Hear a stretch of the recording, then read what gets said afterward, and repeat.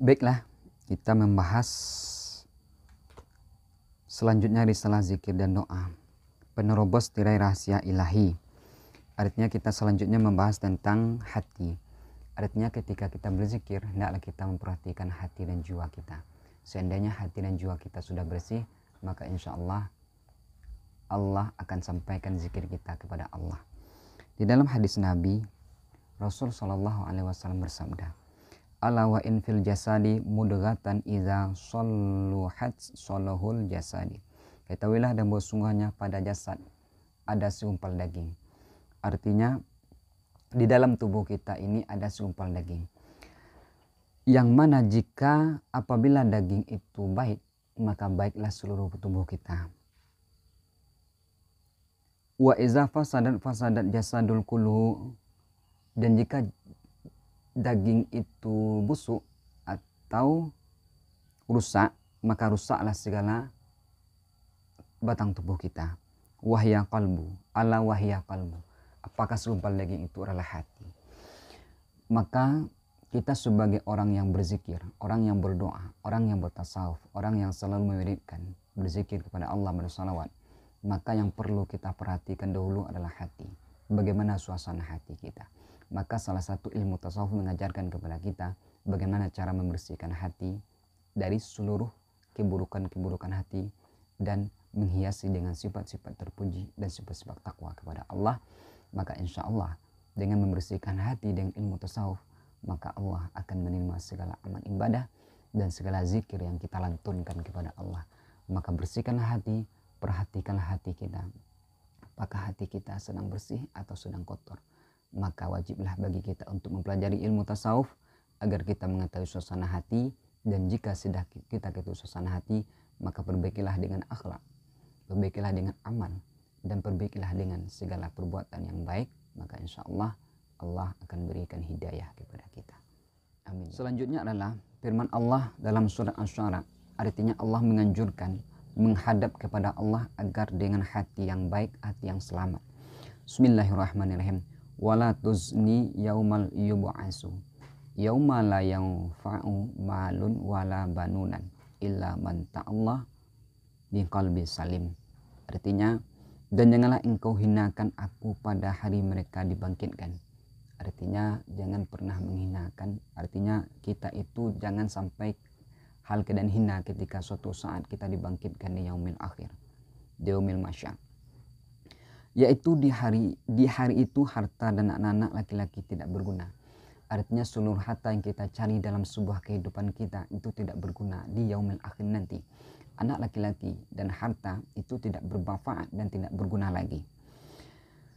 Kecuali orang-orang yang menghadap Allah dengan hati yang bersih.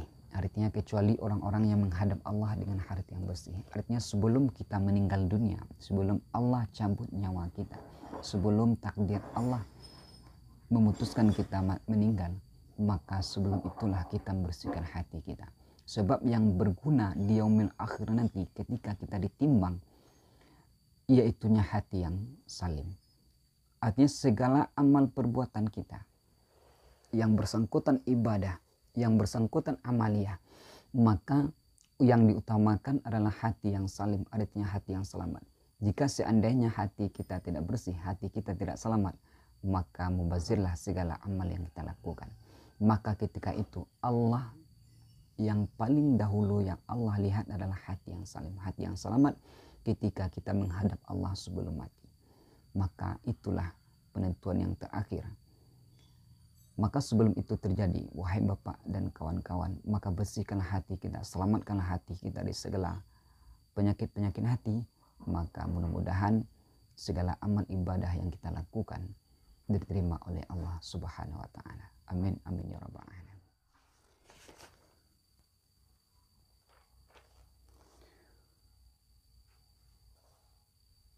Allah berfirman dalam salah satu surat.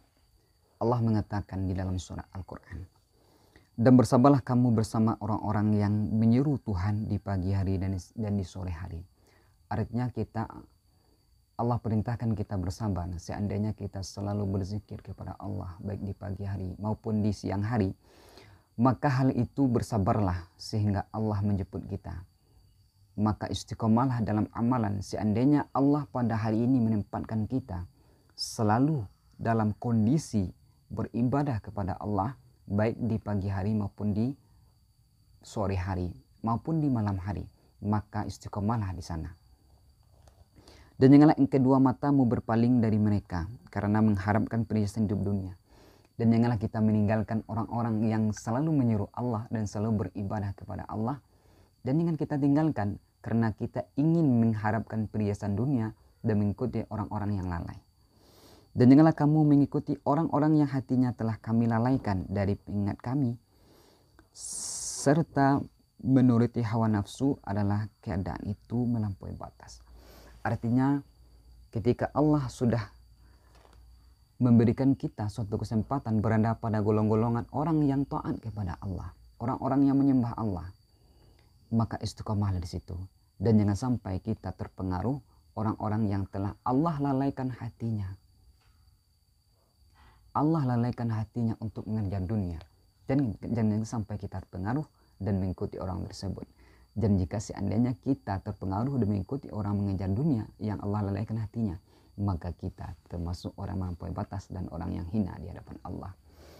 Maka hal yang demikian dapat kita pelajari seandainya pada hari ini kita sudah berada dalam posisi orang-orang yang taat, selalu beribadah kepada Allah di pagi, di sore dan di malam hari, maka istiqomah di sana, maka insya Allah Allah akan memberikan kebahagiaan dunia dan akhirat. Amin amin ya rabbal alamin.